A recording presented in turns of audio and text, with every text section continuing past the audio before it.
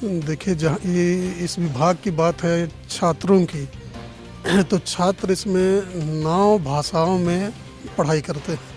तो 9 भाषाओं में यहाँ 5 जनजातीय भाषा है, संथाली, मुंडारी, खड़िया, कुड़ु, हो, और क्षेत्रीय भाषा में 4 है, जिसमें नागपुरी, कुरमाली, खोरठा और पचपरगनिया।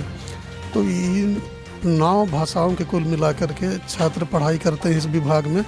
तो ये जो कल महामहिम राज्यपाल के द्वारा इस नए भवन का उद्घाटन होने जा रहा है, ये इस भवन के उद्घाटन हो जाने के बाद में 9 भाषाओं के जो छात्र और छात्राएं हैं उनके लिए जो इंफ्रास्ट्रक्चर की बात हम लोग करते हैं, रूम, क्लास, कमी की बात करते हैं, वो इसके उद्घाटन के बाद में लगभग पूर्ण हो जाएगा, ऐसा हम लोग महसूस करते हैं।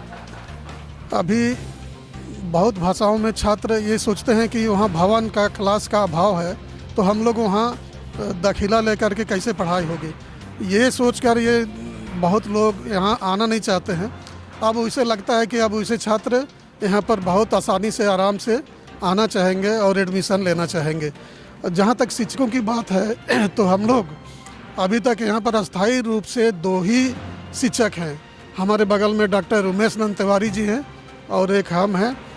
ये हम लोग 2 हैं अस्थाई, और अभी अनुबंध पर शिक्षक रखे गए हैं, जिसमें यहाँ पर निरंजन जी लोग हैं, उसमें लगभग 42 थे, उसमें घट करके अभी 36 लोग रह गए हैं।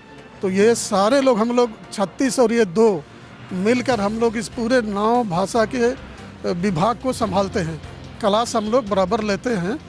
तो ये नए भवन मिलने से हम लोग थोड़ा तो उत्साहित हैं कि अब क्लास जो अभाव महसूस करते थे वह अभाव महसूस नहीं होगा। नियमतः प्रत्येक भाषा में 50 सीट दिया गया है, अलाउट है 50। तो 9 भाषा मिला करके 450 है, और 50 से अतिरिक्त अगर कोई छात्र हो जाते हैं किसी भाषा में, तो उसके लिए द्वितीय पाली की व्यवस्था यूनिवर्सिटी करती है। अगर छात्र 50 से अधिक हो जाएंगे तो द्वितीय पाली की पढ़ाई यहाँ आरंभ होगी, और उसके लिए द्वितीय पाली के लिए भी शिक्षक के अनुबंध के रूप में उनकी भी बहाली की गई है। तो इसलिए सीट जो कुल मिला करके 9 भाषाओं में 450 है। देखिए, ये तो जो नियुक्त करने वाले जो बडी हैं वो बतला पाएंगे।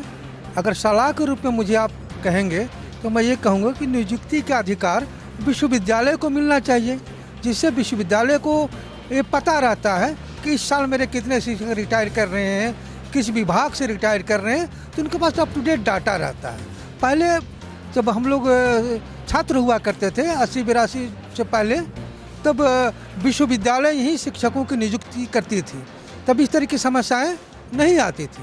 कारण है कि जो प्रतिवर्ष जो नियुक्ति निकलनी चाहिए और नियुक्ति होनी चाहिए, वो प्रॉपर ढंग से नहीं हो पा रही है। अब 2008 में नियुक्ति हुई थी शिक्षकों की, और अभी देखिए 2020 है। तो इतने सालों के बीच में कई शिक्षकों का निधन हुआ होगा, कितने रिटायर्ड हुए होंगे। अब भाई पूरे प्रशासनिक तंत्र है, कोई एक व्यक्ति तो होता नहीं, पूरा तंत्र के अंतर्गत ये सब आता है। अब तंत्र में आप, मैं तो बहुत नहीं कहूँगा, लेकिन पूरे प्रशासनिक तंत्र है, टॉप टू बॉटम सभी जिम्मेवार हैं। किसी एक का नाम लेना, किसने नहीं किया, उसने किया, ये सब बड़ा मुश्किल है। लेकिन हाँ, एक सिस्टम होना चाहिए कि भाई साल भर में एक ऐसे बॉडी रहे जो पता करे कि हाँ कितने शिक्षक सेवानिवृत्त हुए, उतनी वैकेंसी निकाल के तत्काल उसका नियुक्ति कर लिया जाए। ऐसा एक आयोग बनाना चाहिए। जैसे बिहार में विश्वविद्यालय आयोग है, कॉलेज आयोग है, लेकिन झारखंड में एक ही बॉडी है जेपीएससी, जो सभी तरह की नियुक्तियां करती है। तो वर्कलोड वहाँ भी बढ़ जाता है, नतीजा होता है कि देरी होती है।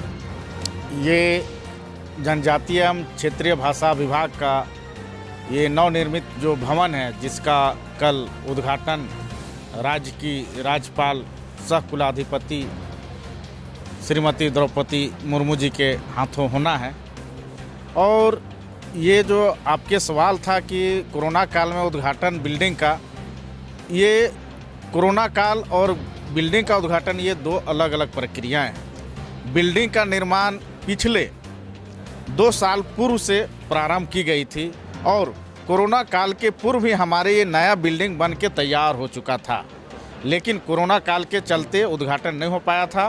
तो समय और सिचुएशन को देखते हुए विश्वविद्यालय प्रशासन ने कल का दिन निर्धारित किया है और बिल्डिंग का उद्घाटन किया जाएगा। जो आप बात कह रहे हैं कि खरमास में नए कार्यों को नहीं की जाती है, ये हम झारखंड में निवास करते हैं और ये जो परंपरा है ये ग्रामीण परंपरा है, अंधविश्वास का एक पार्ट है। यदि जैसे जैसे लोग शिक्षित होते हैं, जागरूक होते हैं, वैसे वैसे अंधविश्वास से दूर हटते जाते हैं।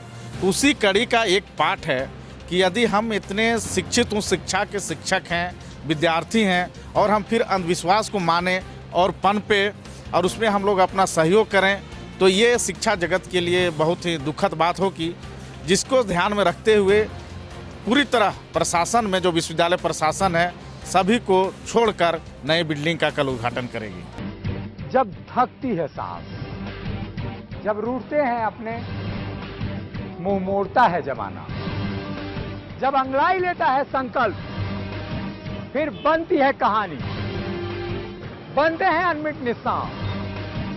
देखिए मेरे साथ संघर्ष की दास्तां।